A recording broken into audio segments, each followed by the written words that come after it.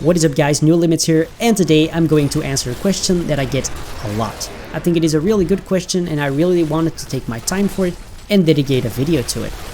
So the question is what to do after we reach level 70, and is it better to go for the Bone Spear set right away or the Legacy of Dreams build? Now before I answer that question, I would like to tell you that this is my opinion and I encourage you to have your own opinion. Let me know in the comments what you think. Also, I will talk about the build, the skills and the passives that I use in this video.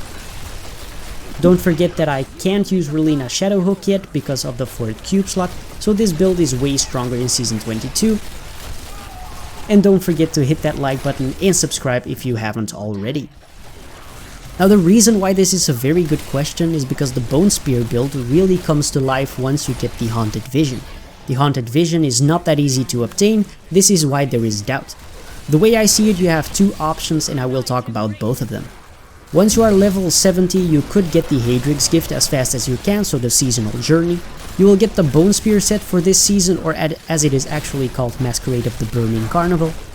I would suggest, if you're going for this option, in your leveling process you craft a level 70 axe and not a mace. You can upgrade that axe and try to get Messerschmitt's Reaver. You have a 1 in 4 chance to get it. This will help you with your cooldowns to keep Simulacrum up as much as you can. If you get the Messerschmitt's Reaver, you could focus on getting cooldown until you get the Haunted Visions. The reason why this isn't a great idea though is because you will have to reroll a bunch of cooldown on your gear, but that will be useless once you get the Haunted Visions, as you don't want cooldown on your actual Bone Spear build. If you get Ring of Royal Grandeur while doing bounties, you could consider crafting Captain Crimson's set, but you might not have the plan for it. I'm just telling you that it might be an option if you were lucky enough to get it. It gives you extra cooldown reduction and you can totally work it in your build afterwards because of the resource cost reduction and the damage reduction that comes with it. You can also decide to just build pure damage, don't go for cooldown reduction, basically not use Simulacrum at all, and just farm rifts and great rifts until you get the Haunted Visions, and of course dump all of your resources in getting that amulet. You really want that amulet as fast as you can. In my testings, you should be able to clear Torment 8 to Torment 10 pretty decently when you're not using Simulacrum and just relying on the damage of your own Bone Spears. It is not great, but it does work. I would suggest you go this route if you don't really care too much about efficiency and you just really want to play the Bone Spear set as fast as you can. Now what you can also do, and I think the Legacy of Dreams build might be better for people that want to go for rats as fast as possible, people that are playing in groups, or people that just want to be as efficient as you possibly can. You can focus on Corpse Explosion builds, a Skeleton Mage build, you can make a build around your two-handed scythe that you got while leveling. You will gain access to the Legacy of Dreams gem relatively fast. Normally it will be your 3rd to 5th legendary gem when you are doing Great Rifts. You put all your gem upgrades into your Legacy of Dreams gem and you will gain damage pretty fast. You will not do the seasonal journey and go instantly for rifts and greater rifts when you get to level 70. Every legendary item that you get, you just slap on to create damage with your multipliers. You can get these legendaries pretty easily with your blood shards, so you just, you see what slot you don't have a legendary for and you just go with your blood shards to Kadala and you just roll and get a legendary for that slot. So it's really easy to get a lot of damage for your multipliers. If you were to get the Haunted Vision while you are creating the Legacy of Dreams build, you can easily still do the seasonal journey and get the set anyways. So those are my thoughts. Let me know what you guys think.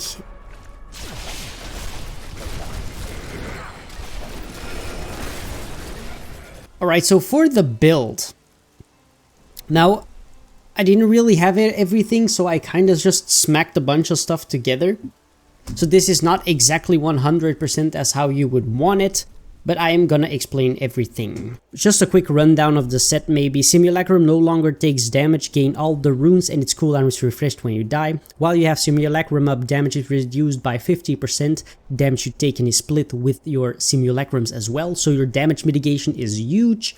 Your Bone Spear deals 10,000 increased damage and Simulacrum gains triple this bonus, so 30,000% damage. That is just absolutely insane. Alright, so for these skills, we are using Aura of Frailty, We are emitting an aura that applies a crippling curse which instantly kills enemies at low health. We are using that in combination with Dainty's binding to give us some damage reduction. Bone Spear, I like to use the Shadow Rune because it just gives a really nice AoE explosion and it kills everything around it.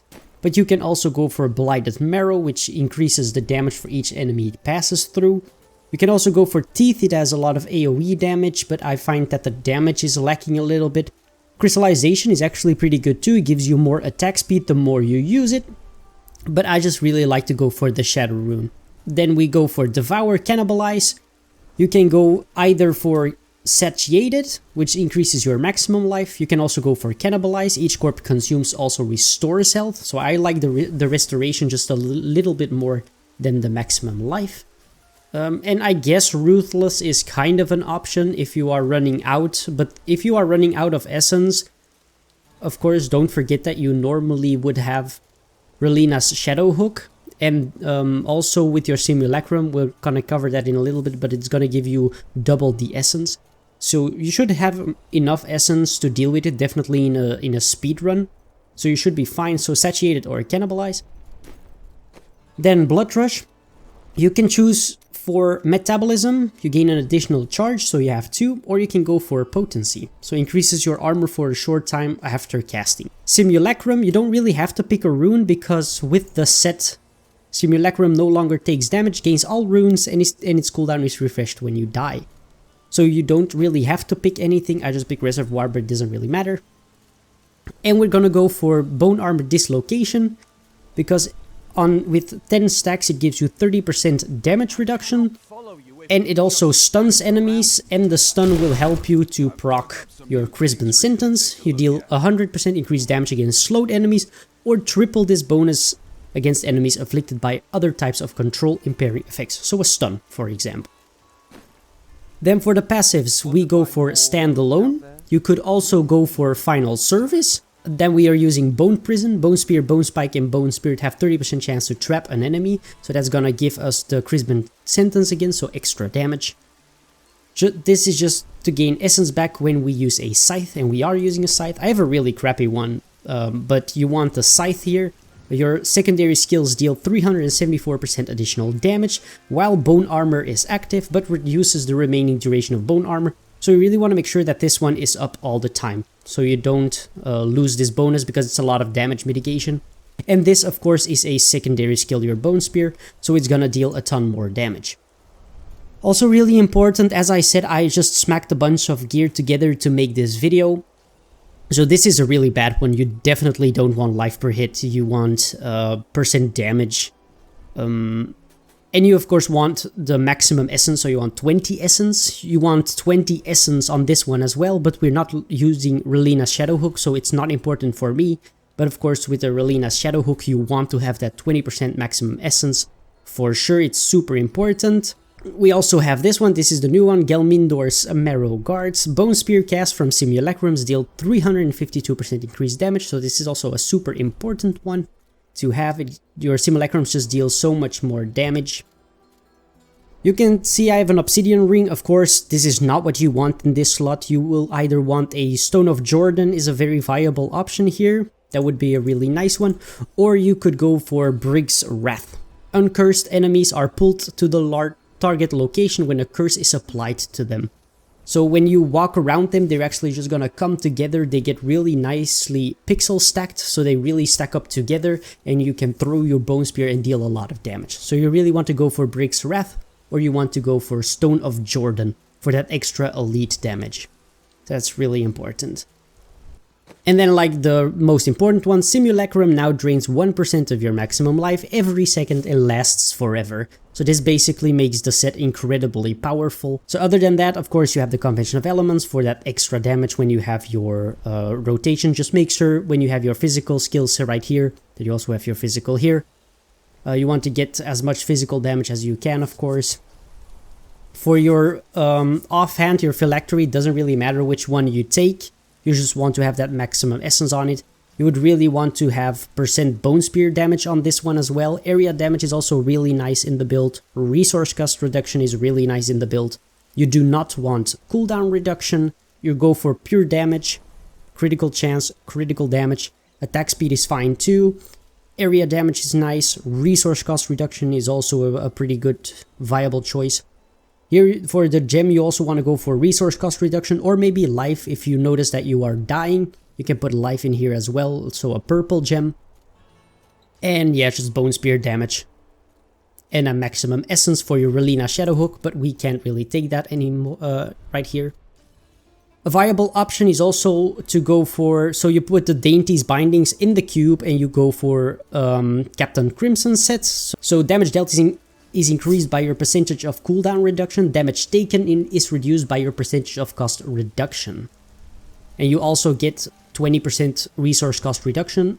So it is a viable choice to put the Dainties in the cube and go for a Captain's Crimsons right here. So that is also a perfectly viable option, but we are using here Steward's Greaves. You gain 100% increased movement speed for 10 seconds after using Blood Rush, so that's really nice. And of course, Maltoria's Petrified Spike. Bone Spear now costs 40 essence and deals 700% increased damage, so that's also really nice. You could go for Reaper's Wraps. Health Globes restore 30% of your primary resources. This can actually be very valuable until you get these ones. So you could actually use these ones until you find this one.